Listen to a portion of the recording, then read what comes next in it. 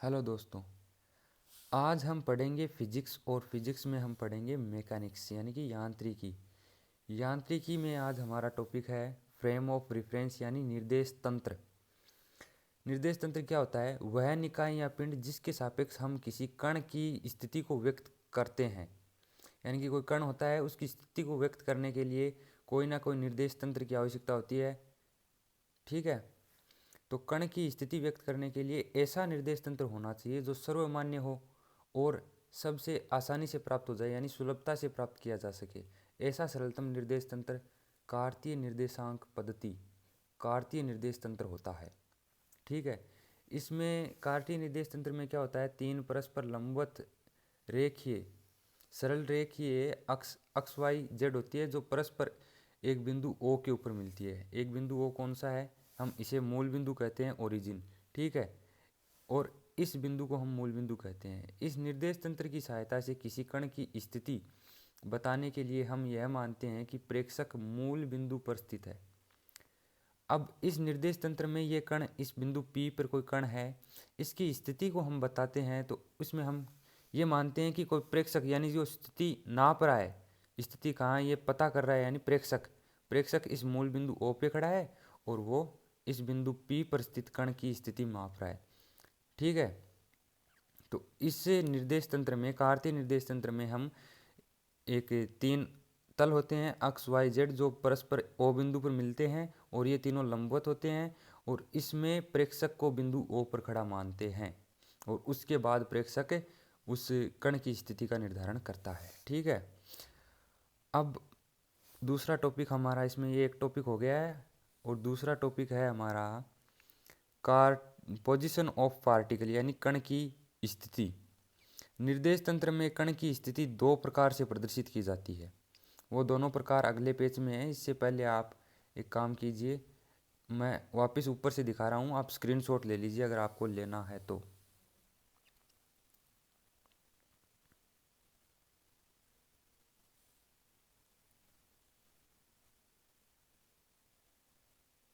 अब अगला पेज निकालते हैं। अब जैसा कि हमें पता है, कण की स्थिति कण की स्थिति हम दो प्रकार से माप सकते हैं, दो तरीके होते हैं उसकी।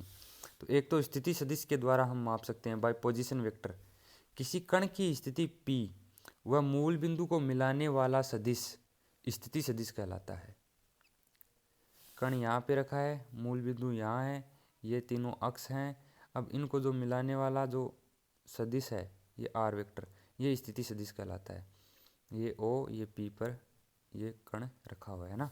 तो आकृति 1.1 जो पीछे ऊपर दिखाई गई थी आपको, उसमें OP वेक्टर बराबर R वेक्टर, इसे स्थिति सदिश कहते हैं। ये तो एक तरीका था। अब दूसरा तरीका है बाई कोऑर्डिनेट्स यानी कि निर्देशांकों के द्वारा हम स्थिति का निर्धारण कर सकते हैं। निर्देशांकों के द्वारा कैसे करते हैं? किसी कण की स्थिति P से एक्स वाई जेड अक्षों पर डाले गए लंबों की लंबाइयाँ निर्देशांक कहलाती हैं। कोई कण है, वो बिंदु P पर रखा है, किसी कण की स्थिति P से अक्ष y और z अक्षों पर डाले गए लंब, ये P से इस अक्ष पर लंब डाला गया ही है, ये y अक्ष पर लंब डाला गया है और ये z अक्ष पर वैसे लंब डाला गया है। ठीक है, तो किसी कण की स्थिति P से अक्ष y और z अक्षों पर डाले गए लंब की लंबाइयाँ क्या कहलाती है? निर्देशांक कहलाती है। अब इस बिंदु P से y z समतल कौन सा है? ये y अक्ष है ना, ये y अक्ष है, ये z अक्ष है। तो यहाँ पे y अक्ष समतल कौन सा हो गया? ये समतल y अक्ष समतल है ना। इस समतल पर डाले गए लंब की लंबाई, ये अक्ष निर्देशांक पी ए बराबर ओ एल, ये दोनों बराबर ही होंगे। इसी तरह z अक्ष तल ये है, ये z अक्ष तल है, इस पर डाले गए लंब की लंबाई क्या होगी? पी बी बराबर ओ एम। ठीक है, इसी प्रकार से हम P से Z, P से एक्स वाई समतल, एक मिनट,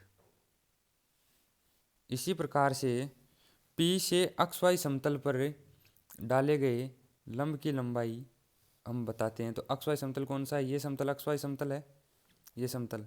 और इस पर लंब कौन सा डाला गया है, इस पर लंब डाला गया है ये z, ठीक है। तो ये पी एल बराबर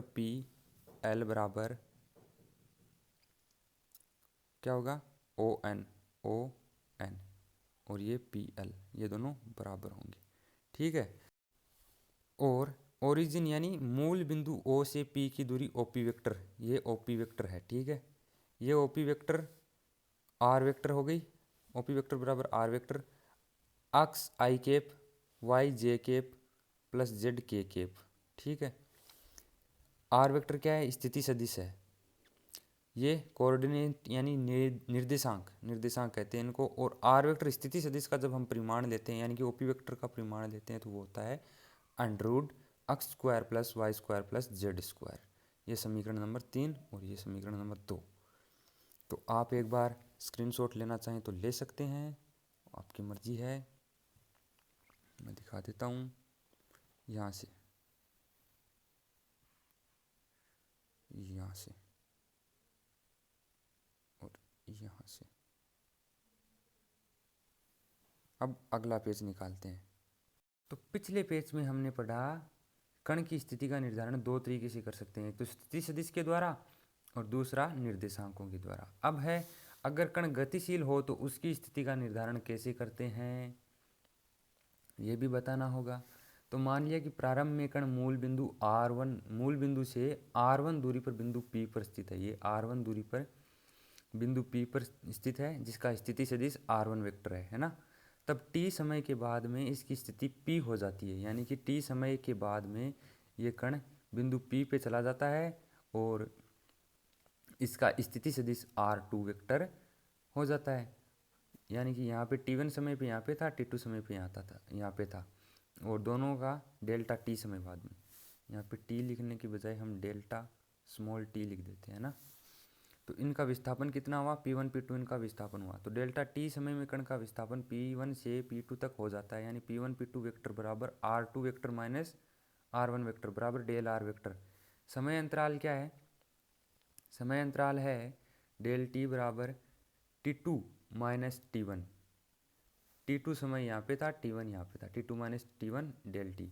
अब कण का वेग क्या होगा, v वेक्टर बराबर चाल बराबर दूरी बटे समय होता है ना, उसी तरह से v वेक्टर बराबर डेल r वेक्टर कण ने दूरी तय की बटा डेल्टा t समय, r2 vector minus r1 vector बटे T2 माइनस T1। अब T2 और T1 पर ये वेक्टर क्यों नहीं लगाया, क्योंकि T1 जो समय होता है वो अदिश राशि होता है, इसलिए ये समीकरण नंबर 4। यदि समय अंतराल नगण्य हो यानी कि ये डेल्टा t समय बहुत ही छोटा हो तो v वेक्टर बराबर limit delta t tends to 0 del r vector upon del t, इसे हम D R vector upon D T लिख सकते हैं। इसे समीकरण नंबर 5 कह देते हैं, ठीक है। यदि इस समय अंतराल डेल्टा t में कण का वेग v1 से v2 हो जाता है, यानी कि कण का वेग भी समय के साथ बदलता है, तो यदि कण का वेग समय के साथ बदले तो कण की गति क्या कहलाती है, त्वरित गति कहलाती है। अब कण का त्वरण क्या होगा, त्वरित गति में कुछ ना कुछ तो होगा, तो कण का त्वरण ए वेक्टर बराबर v2 vector minus v1 vector बटे T2 माइनस T1, तो del v vector upon del t।